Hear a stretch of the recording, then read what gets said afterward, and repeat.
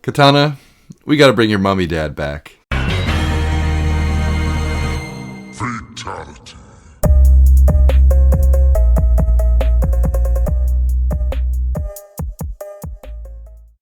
Hey there, welcome back to this week's episode of Wake Up 3. You've reached round 44, and we are your hosts, Molly. And Cam. And we are a fighting game podcast from a couple who loves fighting games. And this week, we are going to talk to you all about Ermac. It's finally time to talk about Ermac, and that is very exciting, but I have a mix-up first that is a little bit less exciting, perhaps. Oh. It's not meant to be very enjoyable, so some mix-ups are about getting it right and the strategy. This mix-up is about speed. Oh, So I'm looking for pure reaction, and I want your honest, immediate answer to a round of 8 undesirable mains, this or that. I want you to be quick with it. I'm ready. Okay. I'm scared, but I'm ready. Dalsim or JP? Dalsim. Chun-Li or Cammy? Cammy. I feel like that took too long, but Cammy. Blanca or Honda? Blanca. Aki or Manon? Aki. Wow, that was fast. Yeah. Okay, moving on to a different game. Reptile or Rain? Reptile. Shang Tsung or Smoke? Smoke. Kenshi or Raiden? Oh, man. It's like two pieces of garbage. Like, which one of these two croutons do I want to eat for dinner? Pass? You got the two. Raiden, I guess. Okay. Because I don't care about Sento. I don't want to know about Sento. I don't want to learn it. I'm not interested in Sento. Wow. Well, okay. Anyways. Final one for you here. Okay. A different game to end things. So you probably already know what one of the options is. Steve Fox or Jack 8? I'm going to go with Jack 8. Wow. Okay. All right. Well, that was the mix-up. You have chosen your 8 undesirable mains for this time. Yeah. I hope you enjoyed the suffering, if possible. Yeah, definitely. It made me think a little bit like, would you rather be a lab baby or a robot that can fly and stomp? And I would rather be a robot that can stomp. Yeah, so it kind of makes you boil things down and really just choose from your heart. I don't want to be a lab baby boxer. Does anyone truly? Maybe. Maybe. But I think I got the reaction I wanted out of the Kenshi versus Raiden.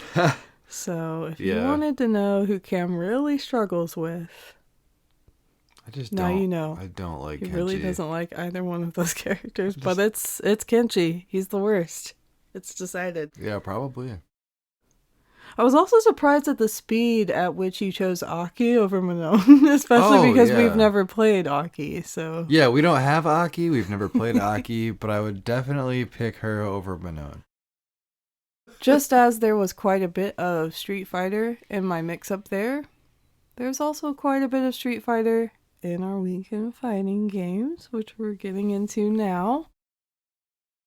Let's talk about our weekend fighting games. Let's do it. So, yeah, Ermac came out. We've been able to play him for just a little bit now. Ermac is here, and he feels good. What do you think? What are your first impressions? Basically, my brief synopsis of MK1 Ermac is that he was well worth the wait. I'm very happy, very pleased as an Ermac fan. So far, so good. Mm-hmm. I like him. I'm not convinced that I'm going to swap mains, but like you said, we will get there. But, right. Well, with that, we can talk just about Street Fighter if you have anything to say. Yeah, I do. Like we mentioned last week, we are going to be facing each other in an undercard match in an upcoming match in May. You have the details on that, right? Yes, I do. So it has been confirmed. If you were wondering, we are going to fight on stream May 25th. It is at 8 p.m. and we fight second on the undercard, so it's going to be first to fives for the undercards. That's what Cam and I are doing. Come on over to the, we're going to be on stream with Fight Rise on May 25th, so that's quite a ways away. Just over a month out, but just mark that on your calendar. It's going to be a Saturday night, and yeah, we look forward to hopefully entertaining you. We've locked in our characters, so we can tell you now that I will be playing Lily. And I will be playing DJ. Yeah, and I think we know each other's plays really well because we fight each other all the time. We have been for years, so it might sound like, oh, that's kind of a desolate match. We'll see how it goes. I'm feeling pretty good about my DJ these days. I am ranking up, feeling a lot more solid, a lot more consistent. So that's really all I have to say about that. You were in a bit of a doubtful stage with DJ right after you locked in because I really truly was. And then I went on like a horrible losing streak like immediately after locking in, and I was like, oh no, this was a mistake. I should have chose another character. But no, it's all good. It's better than ever. DJ's my highest ranked character now. He surpassed Jury, and yeah, full steam ahead. Love to hear it. He was my first pick. If you guys have been listening since the beginning, in the first episode, I talked about how I entered a tournament at a local. It was on Street Fighter 6 launch weekend, and I played as DJ. And after all this time, I'm actually back to DJ. So full circle, and it's pretty great. It feels good because I feel like he didn't really click the first time around because I'm relatively new to Street Fighter in the grand scheme of things. But yeah, and the charge factor. Oh yeah, definitely. I'm brand new to charge characters, but DJ, I just think he's super cool, and I wanted to make it work. So yeah, I'm making it work. You went on a mad streak with DJ. I did. But yeah, even that aside, I'm just gonna continue DJ all the way through because I want to practice for our matchups. Yeah. So sorry, Jerry, you're gonna have to wait. Take a back seat. Enjoy the trip. Well, my focus has continued to be Lily, as you can imagine. I'm locked in.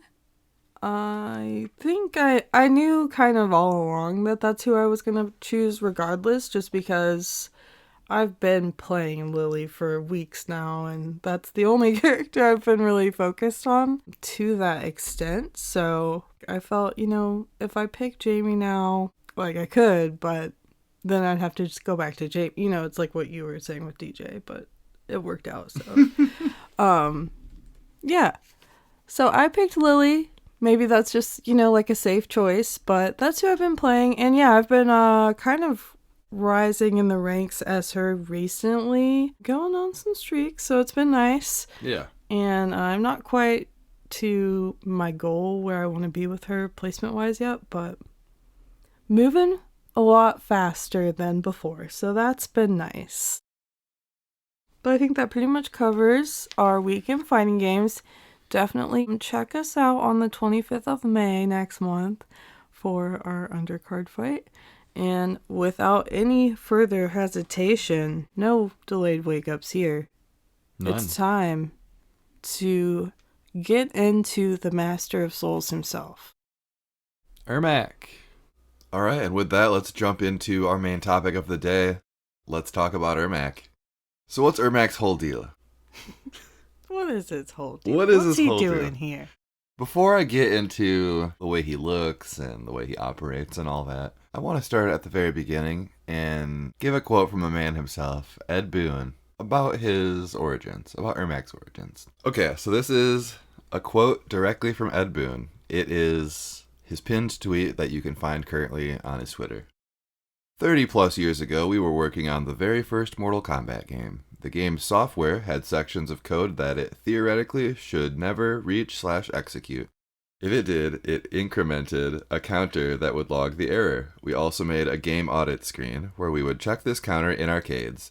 To keep each log short, I wrote an assembler macro that would call all necessary functions in one line of code. The macro was called Ermac, short for error macro. Unfortunately, or fortunately, we listed the number of Ermacs that occurred directly after the log or number of times players fought against Reptile, who was a hidden fighter in the first Mortal Kombat. This, of course, made players speculate that Ermac was another hidden character in MK1, like Reptile. Soon, rumors of Ermac became stuff of legend, with players insisting they fought against him. They didn't. In Mortal Kombat 2, we made Reptile a playable fighter and added 3 new hidden fighters, Smoke, Jade, and Noob Saibot, but some players were still looking for Ermac. For MK3, we decided to turn some of the myths into reality, starting with Animalities.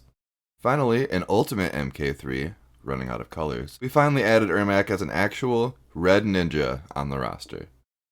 Over the years, he has made a number of appearances in MK games. Now he has a full story and history and is part of the lore.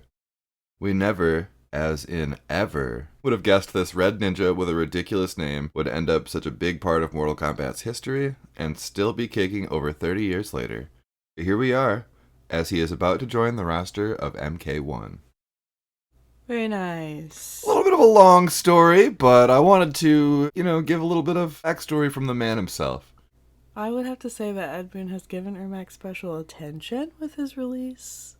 It really seems like it, doesn't it? Yeah, it feels like, clearly, this is a character that's been around for a long time and directly comes from Ed Boon. And he was rumored for years before he even showed up, so pretty cool. That's really cool. I love that story. Yeah, he's got a deep-rooted history in the franchise. Several games prior to him even showing up. So, pretty cool. Let's talk about his appearance a little bit. I mentioned he was the Red Ninja. He has evolved quite a bit over time. He still has the red and black color scheme that he's always had, but now he's got kind of a royalty mummy vibe, or mummy royalty. Would you call it mummy royalty? You could say that. He's a collection of souls brought together in physical form through means of powerful magic, originally by Shao Kahn. Okay. I love to hear the origin. Yeah, initially Shao Kahn was the one that used his powerful magics to imbue a corpse with a bunch of warrior souls. Cool. I'm for it. I don't know where the corpse came from. That part wasn't necessarily explained. I don't know if he created it or if it was just like a random one he found. Okay. So that's undisclosed. That's up to you to decide. Yeah. What is Ermac's whole deal? You might be wondering. A little bit, yeah. A little bit. He has soul powers, which allows him to float, fly, teleport, use kind of force-like powers to lift things and throw them around, and fire soul orb projectiles. He also says we and us instead of me or I. So that's a big part of his whole deal. Everyone in there has a voice. It's not just just one. Yeah, it's a collective of souls. And with that, let's jump to his very first game appearance, Ultimate Mortal Kombat 3. This came out in 1995, and I've got a bio to start us off with. Ermac's very first bio. This is exciting. Ermac's very first bio. An enigma to all those who come in contact with him, Ermac's past remains shrouded in mystery. It's believed that he exists as a life force brought together by the souls of extinguished outworld warriors.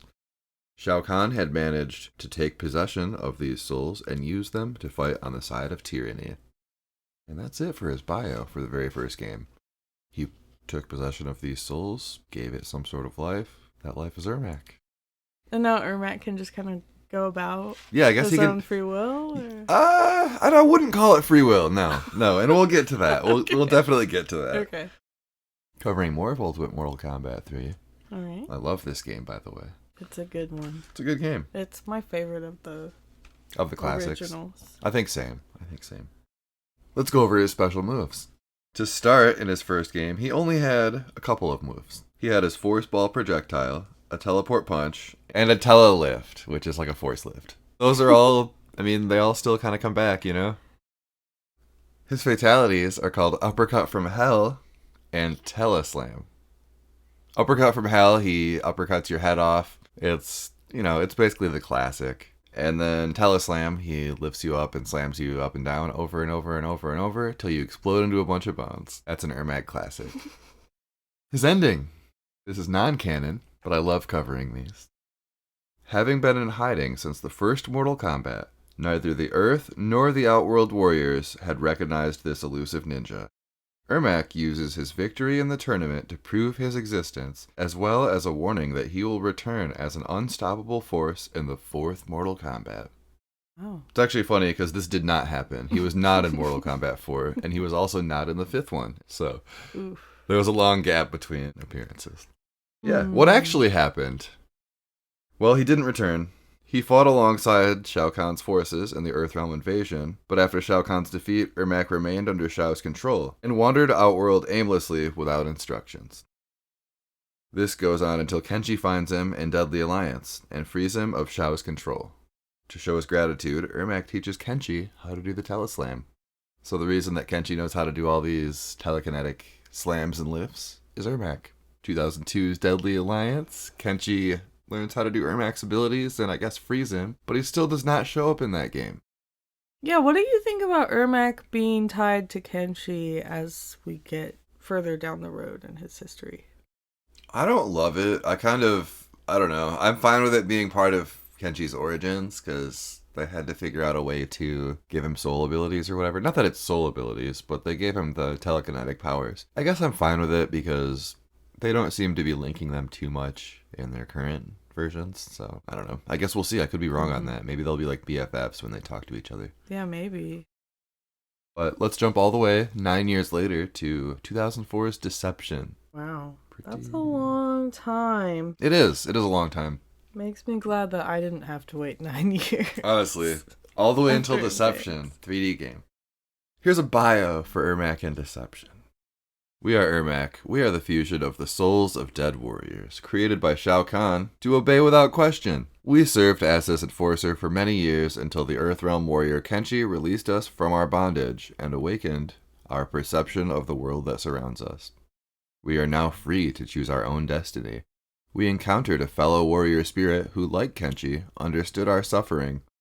Eager to atone for the atrocities we had committed in Shao Kahn's name, we agreed to help this warrior, Liu Kang, to liberate his allies from the control of the Dragon King. Shao Kahn may be dead, but it seems his essence lives on in this new menace. So he's decided to help Liu Kang save his allies and defeat the Dragon King. All right. That's interesting. That's his first choice, I guess. He never really had free will before that, but he's like, hey, this dude's a good guy. I'll help Liu Kang. He seems pretty cool. So that is his bio for Deception. Special moves. He's got all the main ones that come back, of course. All the big three. I did want to say, though, his little force ball that he shoots out it's named here Hado Energy. So is Ermac a Shoto? I know we have joked about this a little bit in the past. Like, yeah, Ermac could be a Shoto, right? But, so, anyways, he's got that. He's got Telekinetic Throw, Force Lift, Teleslam, Mystic Float, that's a stance. And he has 2 moves he can do out of it. It's Mystic Bomb, where he slams himself into the ground. That's the first appearance of that move. And Dive Kick. Ermac used to have a dive kick out of his float. I think that's really cool. I love it. Yeah, I love dive kicks. Big dive kick fan. Jamie, Jury, Ermac. Everybody's going to be like, why don't you play Kung Lao? Why don't you play Kung Lao? I don't know. I have. He did once. I have played Kung Lao. I did once and it didn't go super well, I guess. Maybe I just like weirder characters. Yeah. I mean, Kung Lao's weird in his own ways. But I just feel like your weirdness goes deeper than just the guy with the hat, you know? Yeah. It's got to be like a guy wrapped up like a mummy in a hat. A mummy man with soul powers. Yeah. A mummy with a hat. Anyways. Yeah, dive kicks. We love them here on Wake Up 3. Fatalities. Teleslam. It's back. And it's better than ever. This time when Ermac is doing the Teleslam, he shouts, "Yes!" at the end of it when they explode. I love it. He also has Telekinetic Tear. He levitates his opponent, contorts them in the air, and tears them in half at the waist.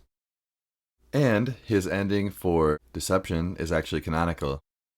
In an outer chamber of the Dragon King's throne room, Ermac did battle with Liu Kang's enslaved comrades. Ermac was more than a match for the 5 warriors, but their defeat was not his objective. Liu Kang materialized, and, one by one, freed their souls, while Ermac occupied the rest. Eventually, all 5 were awakened from their enchantment and freed from Onaga's control. Ermac was pleased that his warrior skills could for once bring about a noble outcome. He sensed, however, that an ominous force still shaped the destiny of the realms. It was everywhere. He could feel its influence on Onaga, though the Dragon King was oblivious to its manipulation. Time was running out. Ermac feared the celebration of the latest victory would be short-lived. Uh-oh, that leads us to Armageddon. And stop me if you've heard this one before, but I've got another bio. It's a short one. MK Armageddon came out in 2006, and with that, here's Ermac's bio. The enigmatic Ermac is a being composed of the souls of conquered outworld warriors. For many years he served at the side of Shao Kahn, but has since freed himself from the Emperor's influence. Once a force of evil, he now controls his own destiny. That's it. That's his bio. That sounds like a direct copy from... Yeah. Well, get ready for that, because all of his special moves are exactly the same as in Deception. Okay. I should also mention, he has an axe at this point. He actually used an axe in Deception, too, for one of his movesets. So there you go. Fatalities. He doesn't actually have one. He's got the same one that everybody else does. It's create your own fatality, where you mash buttons during that input, and you'll just do random, generic things, and everybody does the same one. MK Armageddon sounding like a real treat, isn't it? I mean, it's the same every time. Oh, I know, Once you get to Armageddon, it's like, oh, and by the way, everyone's the same in this game. Yeah, oh, by the way. It has everyone. Yeah. See you next time. Yeah, oh, by the way, Armageddon has every character in it, and it's going to take 3 minutes to cover this section or less. His ending. The energy of Blaze shattered Ermac, separating him into the many warriors who comprised his being. Now each with his own physical form, the Ermacs are linked psychically and act accordingly to their collective consciousness. No longer a mere fusion of warrior souls, Ermac has become an army. Obviously this wasn't canon, but it's an interesting idea. So that's interesting, because we've mentioned before that MK1 is kind of like the 3D era lover's dream, because it's so many callbacks, and I think even just that ending is kind of, it sounds like inspiration that they drew from for MK1 Ermac, because he's got all these helpers, Yeah, soul buddies. Yeah, it's not exactly Ermac's consciousness split into several beings, but it's kind of like, Yeah, he has individual souls come out to help him. Right. And it's not exactly a split, but it's a temporary split anyways. Yeah, it just reminded me of that, so that's kind of cool. Yeah, it's interesting. Would he still have his soul powers if he split like that? I think they all would, yeah. Okay, I wasn't sure if the soul powers were because they were all together. I don't know how that works. Oh, You know I what just mean? kind of imagined it like split up, glowing green, like... Yeah, just a bunch of green copies? Yeah. Okay. Like a noob Cybot, but like crazy. Because it wouldn't just be one. It'd be like several. I also wrote here, wouldn't each individual Ermac body be kind of weak since it's split off? And yeah, it's split off from the main source, and it would have the same amount of power as it was combined, just separated into each individual being. I'm not sure. So maybe each Ermac would be like considerably weaker, and his army would be easy to destroy. Maybe. I don't know. I don't know, though. I don't know. And we won't ever find out, because that's the end of this timeline, and then from there we move on to MK9, the reboot game from 2011. And with that comes another bio. Hopefully you love bios, and hopefully this one doesn't sound exactly the same. This is what? I don't know, this whole thing is a bio, right? We're in the bio right now. Yeah, we're doing a bio on Ermac, the whole thing. World Combat 2011 bio for Ermac. As punishment for resisting Shao Kahn's claim to the realm of Edenia, the souls of the vanquished were torn from their bodies and fused together to form the being known as Ermac. Bent to Shao Kahn's will, Ermac is his foremost enforcer. The essences of so many souls bound together give Ermac immense telekinetic power, an advantage that will destroy Earthrealm's resistance to Shao Kahn's rule. So it's kind of just like what you would expect. MK9 is the reboot story, as you mentioned. And this is like the reboot story for Ermac. It's kind of the same, but it's just embellished a bit. Yeah, he's still working for Shao Kahn. He's still made in a similar way. Kahn, yep. He just isn't good and linked to Kenshi anymore. They Not at this backpedaled, point. right? They backpedaled a bit, Yeah. which is fine. Yeah, this is a reboot. That's the point of a what reboot. you do. So It only gets better. It only gets better. It gets so much better. He's got 6 special moves here. He's got Force Ball, Force Port, Force Lift. That's what they call them in this game, instead of Tele Lift, Tele whatever.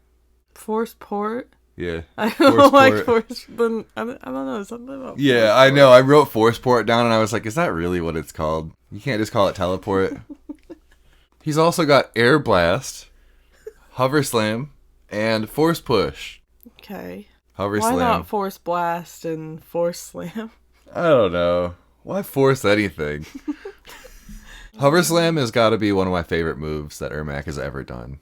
Especially the MK9 iteration where he levitates for a few seconds and then just slams down on his back and it kind of shakes the screen a little bit. I just love it. It's great. Fatalities. Mind over Splatter. Kind of like that name. Ermac levitates his opponent, tears all 4 limbs off, and smashes them headfirst into the ground. Splatter. Simple. Mm-hmm. Pest Control. Ermac shrinks his opponent to action figure size and then stomps them flat. Didn't know that was part of his soul abilities. I'd like to see him use that more frequently in actual combat. But yeah, it's fun. I like that one. I kind of hope they call back to that one somehow, even if it's in the form of a brutality instead of a fatality. Yeah. Do you think that we'll get that as a secret brutality or something, where he just shrinks them and steps on them? Reviewing all of Ermac's fatalities, I feel like once I saw this one, that's the vibe I got, was like, oh, I kind of want to see them. I could see them doing that in this game. It's a fun one. It's really fun. Yeah. And it's goofy. He never had that sort of power before, but they're like, reboot game, let's make him shrink people. Mm-hmm. His souls can shrink people now. Yeah, I mean, you've got the Jax cameo fatality. That's him getting big. Speaking of that, I'm about to put those two together and, and main them. Me too. They've got a little bit of MK9, I wouldn't say camaraderie, History. but history, yeah. Definitely some history. Yeah, they've got some MK9 history, which we are about to get into. Okay. First, I'm going to cover his ending once again, which is non-canon. There's a lot of non-canon endings. The only one that's really canon so far is the one where he helps Liu Kang save people. Mm-hmm. Just kind of like, Yeah, it's like, okay. Like, I honestly could have done without that. Like, you're helping Liu Kang, come on. Back then, it wasn't as bad to help Liu Kang. Yeah, I guess you're right. But now, it's like, Let's talk about Ermac's ending. With Shao Kahn dead, Ermac was no longer bound to him. Anarchy erupted within Ermac as the many warrior souls that comprised his being struggled for dominance. Only one had the strength of will to quiet the chaos. The conflict resolved. Ermac returned to Outworld, determined to reunite with his past. Queen Sindel and Princess Katana were shocked to learn the truth, that trapped among the many spirits within Ermac was their husband and father, King Gerard. Though he would never be the Gerard they once knew, Ermac would forever serve and protect his queen and the Edenian people. This is MK9. oh my god. So, This is okay. MK9. I didn't realize that Ermac has done this before. He's served to be Jared for Sindel and her fam. Yeah, so since like 2000, for about 14 years now, Ermac has been Katana's dad. Yeah, that's really interesting. Isn't it? It's kind of whack. Yeah, it's kind of interesting that of all the things that already existed, Liu Kang was like, that's weird. Keep it. Right? Leave it as is. I want exactly that to happen again. Yeah, I care about Katana a lot. And that's pretty weird. We're going to bring it in. Soul Vessel. Katana, we got to bring your mummy dad back. We're bringing your dad back in a really stinky corpse guy. He's going to corpse kiss you. Yeah, he's gonna Gross. protect you with his corpse body every day and night. Disgusting. He's gonna tuck you in and give you a smooch with his little slimy lips. God. Okay, anyways, that being... Moving on from that, I don't know how to move on from that naturally. It's hard. It's hard. What Ermac was up to in the actual story is my section of notes right here. So we talked about his non-canonical ending where he basically does exactly what he does in MK1. Mm-hmm. But yeah, let's talk about what he actually got up to in the story. Without going too into detail, because I definitely want to cover MK9 eventually. Oh, it's such a rich story. It's Let me just tell you right here and right now. If you've never played the MK9 story, get you some time and do that because... Or even just watch it, just watch it on YouTube. Because, it is art. It is. It's truly terrific. It's like batshit insane from pretty much the beginning. honestly, of all reboots, it's probably everything you could ever want. It's just so good. Anyways. That's an episode to itself. But what was Ermac up to in the actual story? First time we see him, he is losing to Liu Kang in the first tournament. Shouldn't have helped him. Yeah, right? Yeah, you helped him out and then he beats you in a tournament? Jackass. Second time we see him, Jax is attacking Ermac in the Soul Chamber, a place that strengthens Ermac when he rests there. And Ermac tears off both of his arms with ease. It's kind of the tightest scene there is. Easily up there with one of my favorites in that game. For sure. If not, just in general. I love it. Yeah, this scene is everything. It is. It's so good. He does it in such a speedy way, too. He's so fast about it. Yeah. Just so decisive about it. Yeah. Jax is like, who are you? I'm going to mess you up. And Ermac's just like, oh, you don't have arms anymore. It's just that fast. It's so good. Yeah, Jax kind of comes in there like a tough guy. He does. And he tries too hard. And Ermac's just immediately like, nope, I'm shooting this down. Yeah, he doesn't even try at all. You're coming to me in my soul chamber, the place where I rest and gain abilities, gain power. Get out of here. You're leaving with no arms. And the next time we see him, he breaks Johnny's leg during the second tournament. And then Johnny's out of commission for a while in the story. Mm-hmm. And we see him one more time during the Earthrealm invasion. That's during the final act of the story, where you're playing a striker. Ermac shows up, grabs Stryker with his telekinetic abilities, and throws him off of a rooftop down a subway tunnel. I just love Ermac's savagery. It's so good. It looks like he throws him like a mile. So that's what he's actually getting up to in MK9. He's just kind of being a menace for a bunch of different people.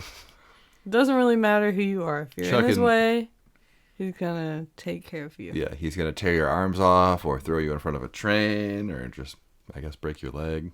He's quick. He wants to get things done. Yeah, he's decisive. Exactly. No time to delay and deliberate. That's right. Just like that, we're moving on to 2015. MKX. Got another bio here. Ermac was created with dark magics by the former emperor of Outworld, Shao Kahn. He is a collection of souls, those of the thousands of warriors vanquished in Shao Kahn's conquest of Edenia. After Shao Kahn's death, Ermac remained loyal to subsequent Outworld emperors. First, Shao Kahn's chosen successor, Melina, then the usurper, Kotal Khan. He is now a key component in the Emperor's efforts to quell Melina's rebellion.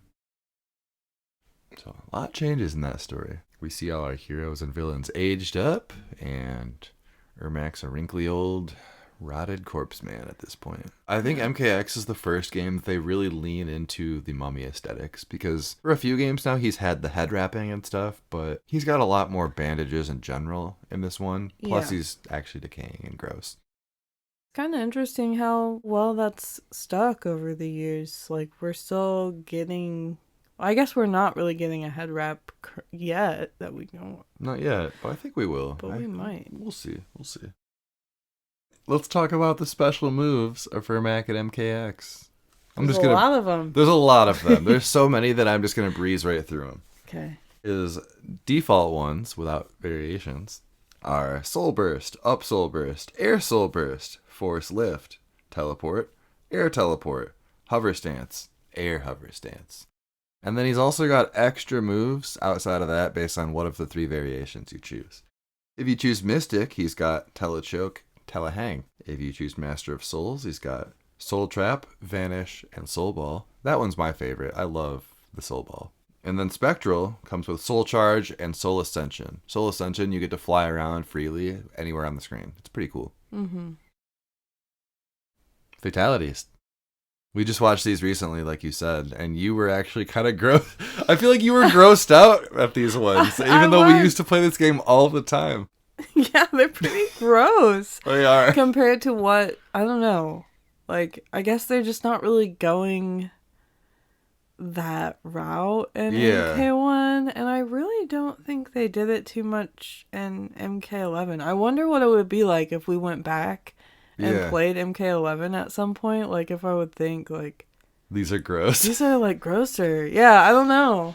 I don't know. I wonder if part of it too, sorry, I'm just branching off, but I wonder if part of it too is like just playing Street Fighter where there's no gore, Maybe. there's no blood. That's funny. Yeah, maybe. I don't know. I feel like MKX is just like darker and grittier. I mean, obviously it is, but Yeah. I feel like the fatalities are they have a darker, more grotesque vibe. They do. There are still some ones that are pretty silly, but I feel like they focus on the silly in some of the newer games, especially in MK1. One of the first ones that I thought of in that regard is Nitara's, where she just like lifts you up in the air and then kicks you and your skeleton flies out of your back. Yeah. Like, it's all just silly.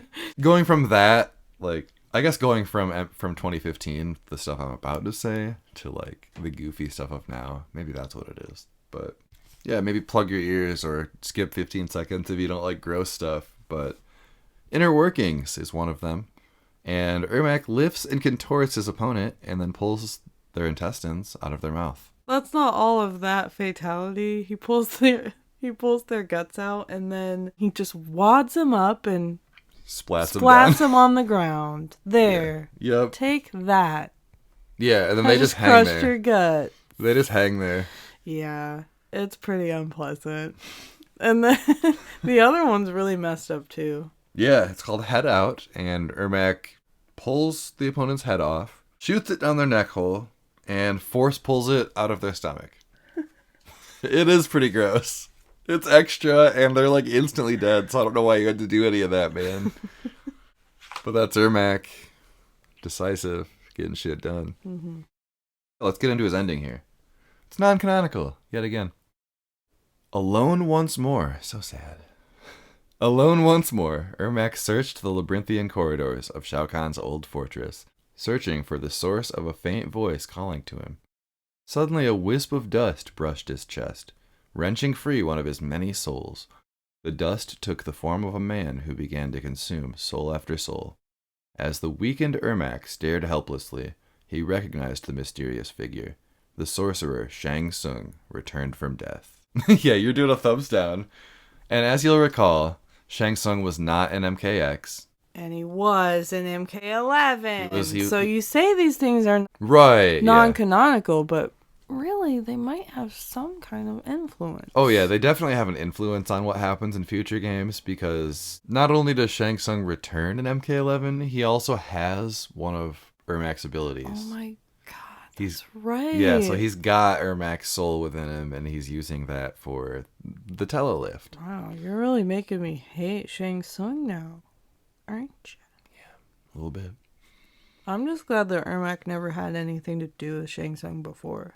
Honestly. Yeah, he wasn't really he's not one of those people that, like, transfers his service to Like other evil everyone. people. Yeah. It's literally just whoever takes over it. Yeah. He who rules Outworld Yeah. controls Ermac. Or they who. He did They follow who. Melina as well. Yeah. What actually happened in the story, since that technically didn't happen, but it sort of did because we got MK11? We got MK11'd. Yeah, what actually happens in the MKX story?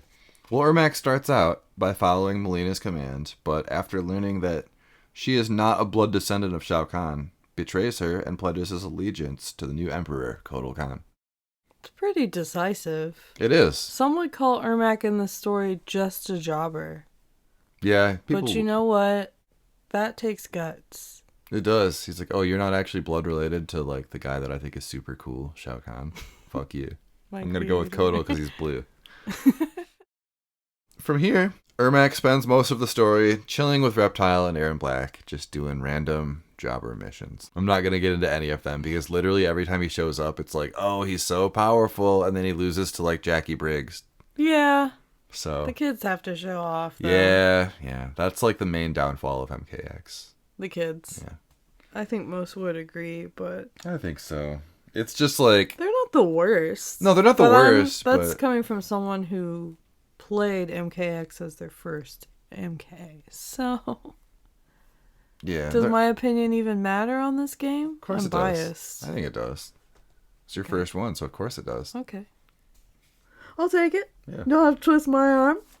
That's all I That's all I had for MKX, but I know you had a little bit more that you wanted to talk about. MKX, Ermac in particular, I was drawn to him from the start, and he was the first character that I, was just poring over his command lists, like, how do I do all these things? And getting used to the initial, like, muscle memory of doing all these moves, but also just investing a lot more time into something new and something that I just discovered that I really liked. And at that point, I took to YouTube and I wanted to see, I know everything that Ermac can do, but what's the potential? Like, I want to see how other people use Ermac. So I would look on YouTube, and like, that's my first memory of really seeing what fighting games are capable of and what truly goes into the design of a character. Just one character, and gosh, like, I would just get blown away. And of course, if you've seen MKX, this game, it looks crazy. Anything you do in this game, it just looks wild. But little old me was just looking, at crazy Ermac combo videos online for MKX. Like, wow, stars in my eyes. Like, I don't think I'll ever be able to do that, but it's so cool. And Right. yeah, so that's my first memory of, like, really being exposed to there's more out there than just me looking at the menu screen by myself. Like, there's people doing all these creative things, and there's this whole community even. Right. Good I memories. don't know if I have anything else to say about Ermac specifically there, but that was... I mean, I think I had something kind of similar as far as a character that I really wanted to just pick up and learn in Ermac in MK9. He was the first one that I picked up in that game. So we've kind of had a similar path with NRS titles and just finding a character that we really like and then trying to learn the game that way. Instead of just like, I'm pressing buttons, I'm playing an arcade ladder. Because that used to be largely what I would do. But yeah, Ermac is one of those characters that's like, this dude's so cool, I want to learn more and see what I can do with him. So yeah, there's that fun little story. Yeah, I think it's a good story. I like it. Yeah, I just think Ermac's that first character, and MKX is that first fighter that pushed me, or brought me to that level, exposed me to there being a whole world, a whole FGC out there, and people that, take this seriously. Yeah, all thanks to Ermac. Thanks, Ermac. All right, well, that's it for MKX. Let's jump into MK11, his next appearance. In 2019, MK11 came out, and Ermac is in it in 2 different places.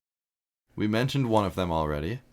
He is in a special move that Shang Tsung can do, where he transforms into Ermac, does the soul lift, the telelift, whatever you want to call it, slams him back down. You can, like, enhance that, right? Yeah, you could enhance it, and it'll bring him behind him, and you'll slam him twice, where it's like a boom, boom. And it has a brutality attached to it. Yeah. And, yeah. It's all just in Shang Tsung's moveset, so you can't actually play as Ermac. He does, however, appear in one other place in the game, in the crypt, where he falls off a bridge and dies in front of your avatar character.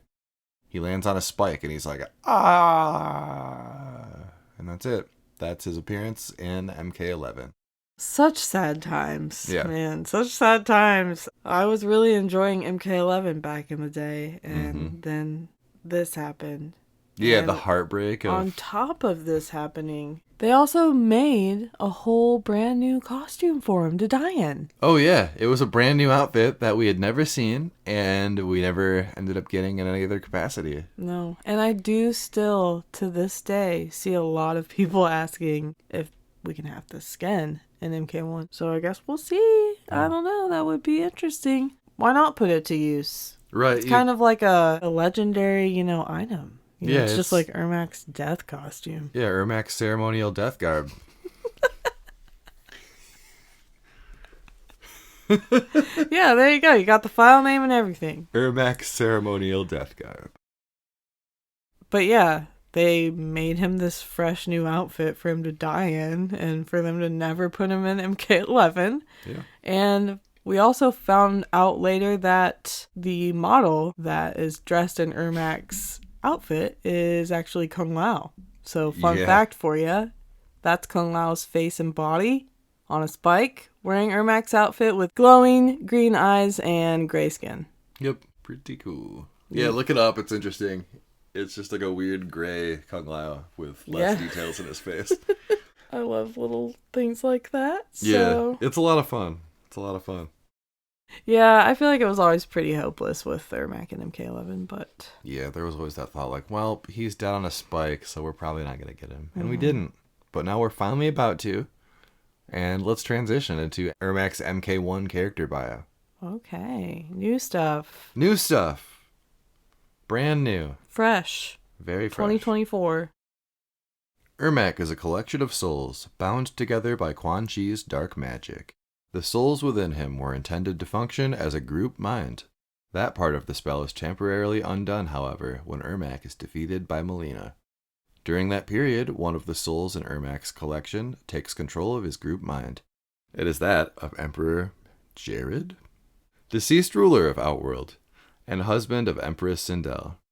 He rejoins the royal family, aiding Empress Melina's reign. But when Ermac's collection of souls reestablishes its control, Ermac retreats to Outworld's shadows. No longer Quan Chi's slave, nor bound to the royal family, he must find a future worth fighting for. Okay. So he's off on his own again. He is. He's He's back to square one. I don't know why Jared keeps, like, pushing everybody aside and stepping to the forefront. Like, what makes you so much better than all the other collective? He must be strong-willed. Not sure, but he's like, Melina, my daughter, I want to help you. Yeah. That's pretty much it, I guess. But then now Ermac's just like, well, see y'all. I'm going back to Outworld to just roam around. I'm gonna walk figure around. out what I'm gonna do. I'm gonna go wander the corrupted forest and steal souls from it or whatever. Okay, so we have some differences here. A little bit. Ermac is for the first time not crafted by Shao Kahn. Yes. He's crafted by Quan Chi's spell. Mm-hmm. So still magic.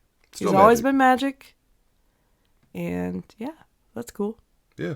How do you feel about the switch? How do you feel about Quan Chi being in charge? I think it makes sense. I like it. I think it makes a lot of sense, and I'm cool with it.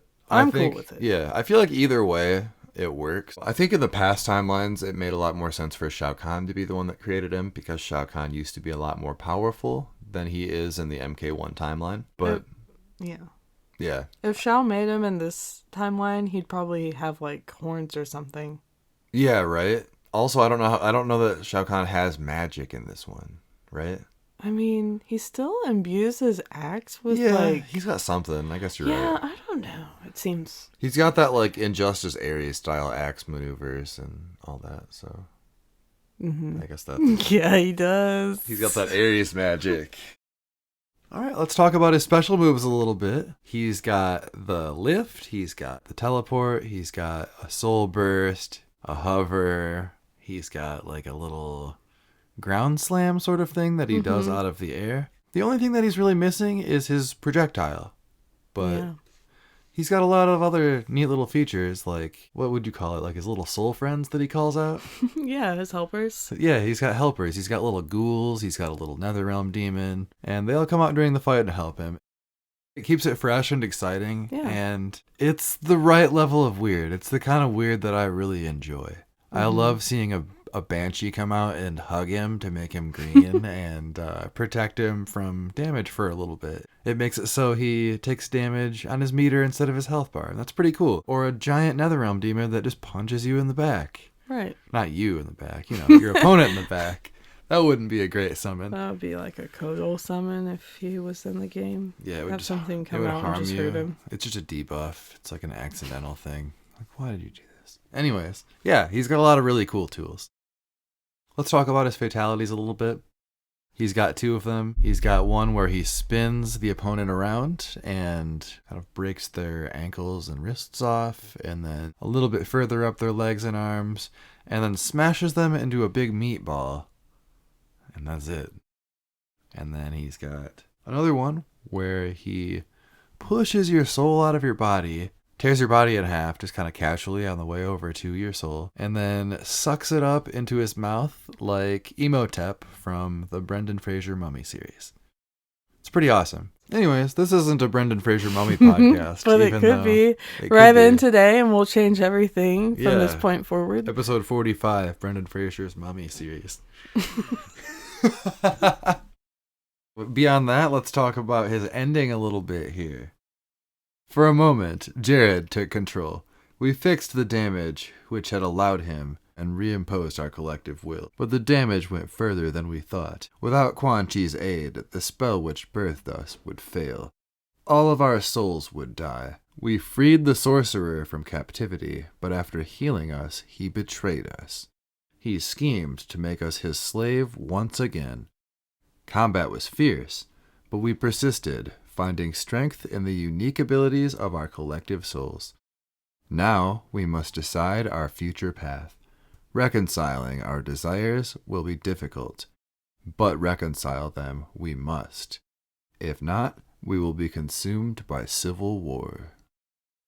That is a lot. It is a lot. Ermac's kind of dramatic. I mean, yeah. They must be building a stage inside that boy. Seems like it, yeah. Man. Ermac's a little bit of a drama queen. Drama king? Drama king? And King Drama. King Jared, the drama king. Yeah, definitely when he's around. Yeah, for sure. Anyways, that is all I've got on MK1. I think he's honestly kind of a blast to play so far. We haven't had him for very long, but he's immediately fun, kind of recognizable if you've ever played him in any of the past games. I do think his damage is a little bit low, but it's so early at this point that I'm not going to complain about it. It's just one of those things where it's like, oh, I'm not used to this character, and I'm not used to this low of damage when I'm fighting somebody. That'll change. As we know, MK1 does get patched frequently, and I do think that, you know, we just saw Quan Chi get entire moves added. We saw several characters in this patch get moves added. It's not beyond them to, you know, give characters new moves and all that. So Ermac could still transform beyond what we are seeing right now, but I would agree he's very fun to play, and as I said in the beginning, he's well worth the wait. You know, we waited since MKX. He's fun, he looks great. They really improved the way that he looks from even just the story and definitely from the announcement image of the DLC, which I loved in his gameplay trailer, how he has the interaction with Reptile. He says, "You've changed since we first met," meaning since he was first revealed as DLC, and everyone immediately said, "Ew, put a mask gross on him."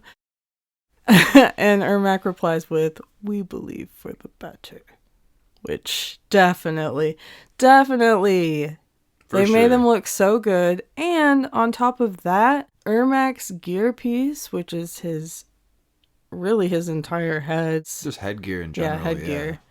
It's innovative. It's the first of its kind in this game where you really get some weird stuff. It's good. It's cool. You get some truly weird stuff. You get some weird tech helmets. You get some full face masks.